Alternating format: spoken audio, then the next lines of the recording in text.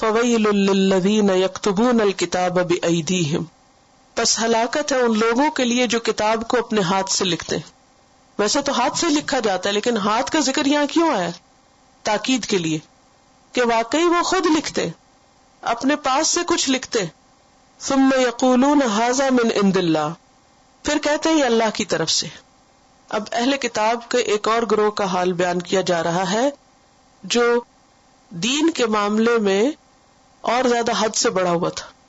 وہ اللہ پہ جھوٹ باندھتے تھے، اپنی باتوں کو اللہ کی بات کہہ کے لوگوں کو بتاتے تھے.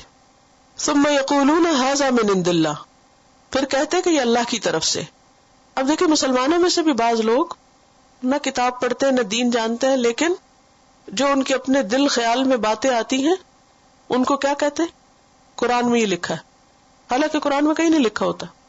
اور ایسی باتیں وہ کب کوٹ کرتے ہیں؟ جب انہیں کوئی فائدہ حاصل کرنا ہوتا ہے. لیشتروا بہ ثمنا قلیلا، تاکہ اس کے بدلے کچھ کمائی کر سکے، دنیاوی فائدے حاصل کر لے. مجھے بارہا ایسا تجربہ ہوا ہے کہ بعض اوقات لوگ یہ کہتے ہیں کہ آئیے ہمارے یہاں ایک لیکچر دے دیجیے. کہتے ٹھیک ہے دے دیتے ایک لیکچر. پھر تھوڑی دیر بعد کہتے کہ آپ اس لیکچر میں یہ ضرور بتائیے، آپ اس لیکچر میں یہ ضرور کہیے. بھئی کیوں؟ آپ مجھ پہ چھوڑ دیجیے، جیسا کراؤڈ ہوگا جو ضرورت ہوگی میں بتا دوں گی. وہ اس وقت مجھے ڈکٹیٹ اس لیے کر رہے ہوتے ہیں کہ وہ چند مخصوص باتیں مجھ سے کہلوا کے دراصل اپنے کچھ مقاصد حاصل کرنا چاہتے ہیں. ویسے دو لوگوں کا جھگڑا چل رہا ہے، ساس بہو کا یا کچھ، تو اگر ساس درس کروا رہی تو کہے گی کہ وہ بہو کو یہ سنایا جائے کہ وہ ساس کی عزت کرے. تو دین اس لیے نہیں پڑھنا پڑھانا چاہیے کہ اس سے ہم صرف اپنے مطلب حاصل کریں، یا اسے سکھاتے ہوئے بھی یہ نہیں ہونا چاہیے کہ صرف چند لوگوں کو نشانہ بنا لیا جائے. بعض لوگوں کا انداز کیا ہوتا ہے، درس قرآن رہے ہوتے لیکن چند مخصوص طبقوں کو کرٹیسائز کرتے رہتے، فلاں ایسا فلاں ایسا فلاں ایسا. جنرل ٹرم میں بات ہونی چاہیے، لیکن پن پوائنٹ کر کے کچھ لوگوں کو ٹارگٹ نہیں بنا لینا چاہیے کہ فلاں میں یہ خرابی ہے اور فلاں میں یہ خرابی ہے. ہمیں یہ دیکھنا چاہیے ہمیشہ قرآن کے آئینے میں کہ مجھ میں کیا خرابی ہے، ہم میں کیا خرابی ہے، یہ دیکھنے کی بجائے کہ اس میں کیا اور اس میں کیا اور اس میں کیا. جب انسان اس پہ کی طرف انگلی کرتا نا تو تین اپنی طرف بھی آ رہی ہوتی ہیں. تو کچھ لوگ قرآن کو، دین کو اپنے مخصوص مفادات کے لیے استعمال کرتے ہیں. بعض اوقات جو باتیں اس میں لکھی نہیں ہوتی ان کو قرآن بنا کے پیش کرتے ہیں تاکہ اس سے کچھ فائدے حاصل کریں. ان فائدوں کو یہاں کہا گیا ثمنن قلیلا، تھوڑی قیمت، تھوڑا فائدہ. کیوں؟ اس لیے کہ دنیا کا جتنا بھی فائدہ ہے وہ دراصل کیا ہے؟ تھوڑا ہے. خواہ آپ کو اس کے ذریعے کوئی دنیا میں بہت بڑا رتبہ مل جائے، کوئی شہرت مل جائے، کوئی مال مل جائے، کچھ بھی مل جائے، حقیقت میں کیا ہے وہ؟ تھوڑا. قرآن مجید میں آتا ہے قل متاع الدنیا قلیل، کہیے دنیا کا فائدہ تھوڑا ہے. والآخرۃ خیر لمن اتقی، اور آخرت بہتر ہے اس کے لیے جو تقوی اختیار کرے. جنت میں ایک کوڑا رکھنے کی جگہ دنیا و ما فیہا سے بہتر ہے.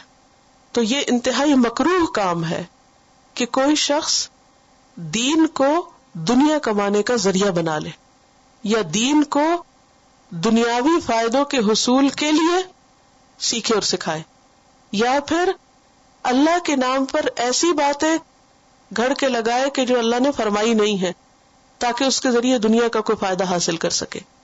فرمایا فویل لہم مما کتبت ایدیہم، ہلاکت ہے ان کے لیے جو ان کے ہاتھوں نے لکھا. دوبارہ ہلاکت کی بات کی گئی.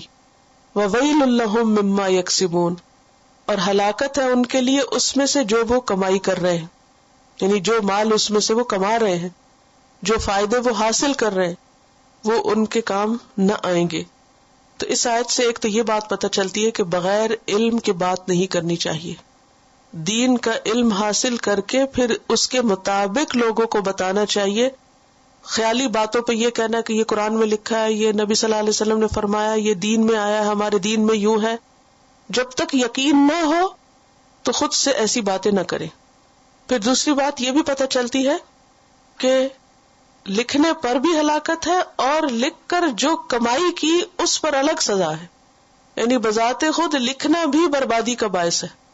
اس سے ایک بہت بڑا سبق ہم کو ملتا ہے، اور وہ کیا ہے کہ انسان جو کچھ لکھتا ہے اگر اچھا لکھتا ہے تو وہ اس کے لیے صدقہ جاریہ بنے گا. مثلا آپ ایک کتاب لکھتے ہیں, آپ نے کوئی کتاب لکھی, کوئی آرٹیکل لکھا, اگر اچھی باتیں لکھی تو جب تک وہ کتاب باقی ہے دنیا میں, لوگ اس سے فائدہ اٹھا رہے ہیں, اس سے کیا ہوگا آپ کے لیے صدقہ جاریہ. اس لکھنے پر ایک ایک لفظ اور ایک ایک حرف کے لکھنے پر کیا ہے آپ کے لیے اجر اور ثواب ہے.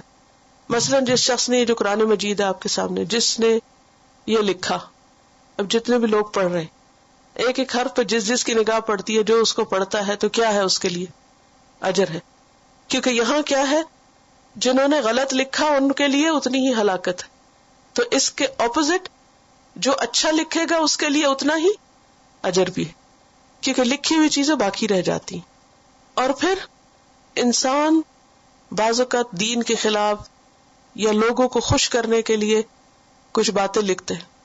بعض کتابیں اسلام کے خلاف لکھی گئی اور وہ بظاہر بیسٹ سیلر قرار پائیں.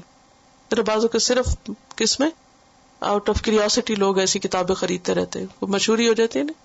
تو کبھی بھی انسان دنیا کی شہرت یا دنیا کے فائدے حاصل کرنے کے لیے ایسی باتیں نہ لکھے کہ جو اس کی آخرت کو نقصان دینے والی. بعض اوقات انسان جھوٹی باتیں لکھ کے چھاپ دیتا ہے کہ لوگوں کو پسند ہے. وہ بہت سے رائٹرز کیا لکھتے ہیں, وہ لکھتے ہیں جو لوگوں میں پسندیدہ ہوتا ہے, خواہ وہ کتنا ہی غلط, کتنا ہی مس لیڈنگ کیوں نہ ہو, ہوتا ہے نا ایسے. تو ایسے لکھی ہوئی چیزیں بھی کہ چونکہ لوگ یہی پسند کرتے ہیں, لوگ یہی چاہتے ہیں, لہذا ہماری مجبوری ہے کہ ہم وہی لکھیں. اور اگر ہم یہ لکھیں گے تو کتاب بکے گی. بعض لوگ محض اس لیے جھوٹ لکھتے ہیں کہ وہ جھوٹ لکھیں گے تو لوگوں کو اچھا لگے گا, تو وہ پھر کتاب بکے گی, تو پھر اس سے کچھ حاصل ہوگا, جو رائلٹی ہوتی ہے یا جو نفع ہے. ایسا نفع اگر ملینز بلینز میں بھی ہو تو وہ کیا ہے, ثمنن قلیلہ ہے, بہت تھوڑا فائدہ ہے, آخرت میں انسان کے لیے ہلاکت ہے. تو لکھنے والے خاص طور پر جو کچھ لکھے وہ سوچ سمجھ کے لکھے کہ ان کا وہ لکھنا دین کے فائدے میں ہے, دین کے دفاع میں ہے, یا دین کے خلاف جا رہا ہے, یا اس سے دین کا مذاق اڑایا جا رہا ہے, یا دین کو بدنام کیا جا رہا ہے. کیونکہ قلم جو ہے اس کی طاقت تھرو آؤٹ دا ہسٹری مانی ہوئی ہے یا نہیں. قلم جو ہے وہ تلوار سے بھی زیادہ پاورفل ہے. تو اس قلم کو سوچ سمجھ کے استعمال کرے, تھوڑا لکھے یا زیادہ لکھے, وہ لکھے جو صحیح ہے, جو درست ہے, جو حقیقت پر مبنی ہے, جو سچ ہے, خواہ وہ کڑوا ہی کیوں نہ ہو, خواہ وہ لوگوں کو پسند نہ بھی آئے, کیونکہ ان لوگوں کو یہ ہلاکت کا پیغام دیا گیا. فَوَيْلٌ لِّلَّذِينَ يَكْتُبُونَ الْكِتَابَ بِأَيْدِيهِمْ ثُمَّ يَقُولُونَ هَٰذَا مِنْ عِندِ اللَّهِ, جو جھوٹی باتیں اللہ کے نام پر منسوب کرتے. مقصد پیچھے کیا ہوتا ہے, دنیاوی فائدے. لیشتروا, تاکہ وہ لے لیں, بہی ساتھ اس کے, ثمناً قلیلا, تھوڑی قیمت. فَوَيْلٌ لَّهُم مِّمَّا كَتَبَتْ أَيْدِيهِمْ, جو ان کے ہاتھوں نے لکھا, وہ ہاتھوں کی لکھائی, وہ لکھنا, وہ قلم کی موومنٹ, وہ سب ان کے خلاف حجت بنے گا اور ان کے لیے ہلاکت اس پر. وَوَيْلٌ لَّهُم مِّمَّا يَكْسِبُونَ, اور جو اس پر نفع انہوں نے کمایا, جو حاصل کیا, وہ نفع بھی ان کے لیے کیا ہے, مصیبت.